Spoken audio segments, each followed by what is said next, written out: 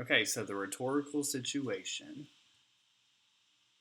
So, what is the rhetorical situation? So, the rhetorical situation is the context of a rhetorical event that consists of an issue, an audience, and a set of constraints. So, basically, this is why someone is prompted to write or speak about something and to whom they are writing, and also the message that they are trying to send. So why is it helpful to know the rhetorical situation? So this is helpful because of two main reasons. Number one, knowing our particular rhetorical situation, um, if we're writing about something, it can help us produce better argumentative writing because we're going to know the message that we want to send. We're going to know the context of the situation. We're going to know the specific audience that we want to reach. And the second, and kind of the most prominent, is this can definitely help us analyze rhetoric.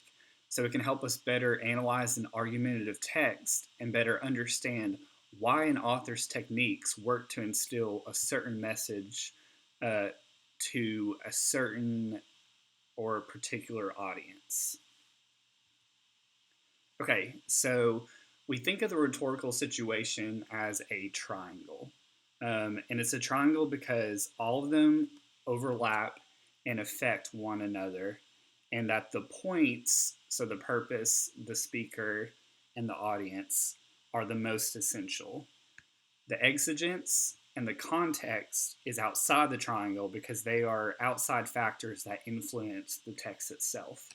And an easy way to remember the rhetorical situation is the SPACE acronym. So it stands for speaker, purpose, audience, context, and exigence.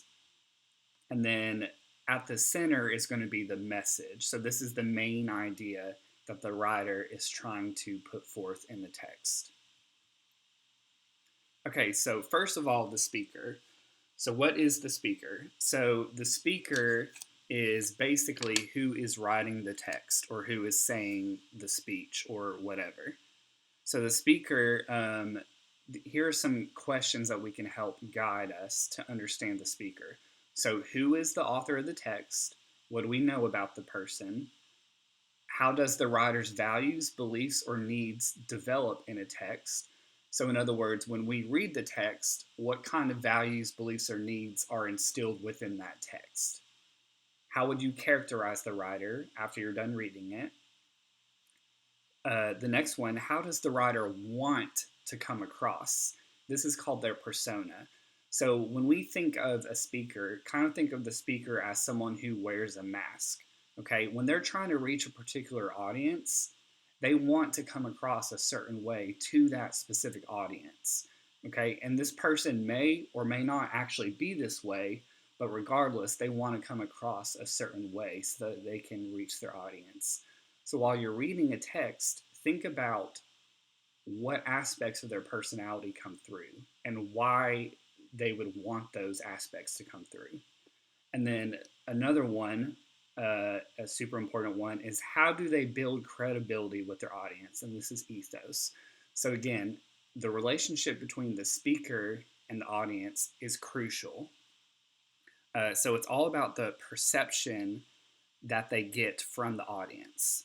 So remember, they want to connect with their audience to reach and influence them. So finding common ground and similarities with the audience is crucial. So let's move on to the next one, the purpose. So the purpose is simply what the writer hopes to accomplish within the text. And remember, writers may have more than one purpose in a text. An easy acronym to remember, kind of the most basic purposes, is PIES. So to persuade, inform, entertain, or satirize. But don't just think about those basic terms, but think about like what they are doing. So what are they trying to persuade their audience of? What are they trying to inform their audience of? Don't be vague, be very specific. And one thing to keep in mind is that whatever the purpose is, they always want the audience to do, think, value, or believe something. Okay, so the next one, a super important one, is the audience. So, an audience is comprised of shared as well as individual beliefs, values, needs, and backgrounds. I want you to think of the audience as like living three-dimensional people. So don't categorize them. In other words, don't think of them as just like social conservatives or female progressives. Okay, think of them as people who think, believe, feel, value something. So the audience is who the speaker is trying to reach. Okay, but think about how they would be able to reach them. So, what do the audience need to hear to be convinced? So, in a text, what is the speaker saying to reach them? So if you don't know the audience right away, just think about what the speaker is saying in the text, and then you can kind of think backwards and pinpoint who the audience is, what they need to hear, what they think, believe, value, and feel about something. The next is the context. So this is simply the time, place, and occasion. So typically, this is like a culture, a time period, or events that happen on the outside of a text. So think about what's going on at the time and how does that factor into the message, the audience, or the speaker. And then the last one is the exigence. So the exigence is part of the rhetorical situation that inspires, stimulates, provokes, or prompts writers to create a text. So basically, it's kind of why they wrote the text. So an exigence can be an event, but it could also be general, like it could be like a mindset of something. So, for example, Martin Luther King's "I Have a Dream" speech. Events that were going on is violence against people of color and Jim Crow laws, but also what prompted him to write that was just the injustice of people of color in the United States and the prejudices they face. So that was kind of a mindset.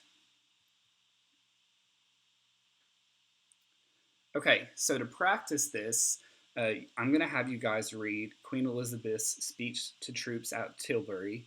Then you're going to analyze the rhetorical situation.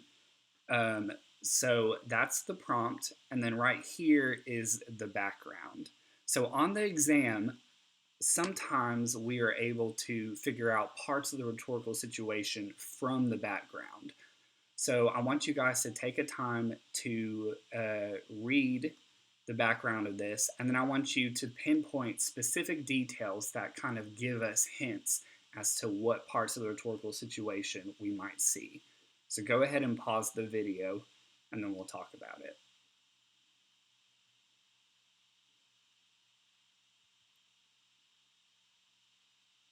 Okay, so some important parts that you should have highlighted is that she is a queen in 1588, so the time period is going to be important, but also her gender.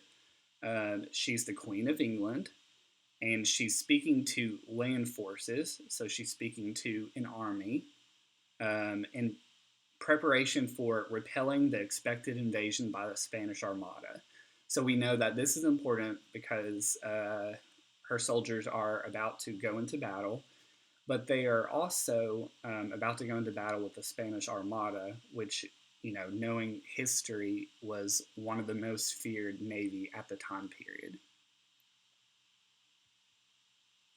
Okay, so based upon that information, what I want you guys to do now is to work on filling out what you can of the rhetorical situation from the background. And then after that, you're going to read the text and then fill out the rest. Um, Before you guys do this, I'm going to display a slide that's going to give you some guided questions to help prompt your thinking. So, for example, the purpose. Her purpose is obviously likely to inspire her troops to fight hard for their queen and country. Okay, they're soldiers about to go into a big battle. So, obviously, she is their leader, so she wants to inspire them. So, think about what she says to them that is going to inspire them. When we think about the speaker, how does Queen Elizabeth in the speech want to be perceived? What aspects of her personality come through when you read the text? And what values does she instill to her audience? The audience is obviously British soldiers, and but again, we need to think about them as three-dimensional people. So they're on the eve of battle. So what are they likely feeling?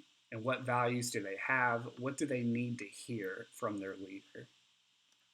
And then the context, what's going on outside of the situation, is that Queen Elizabeth is a monarch, but she's still female. So we need to keep in mind her gender and kind of the presumptions of the time period. What do we know about the Spanish Armada's power? And then how do soldiers normally feel before the battle? So go ahead and pause this video and take time to fill this out. And then after that, go ahead and read Queen Elizabeth's speech and then fill out the rest of the rhetorical situation.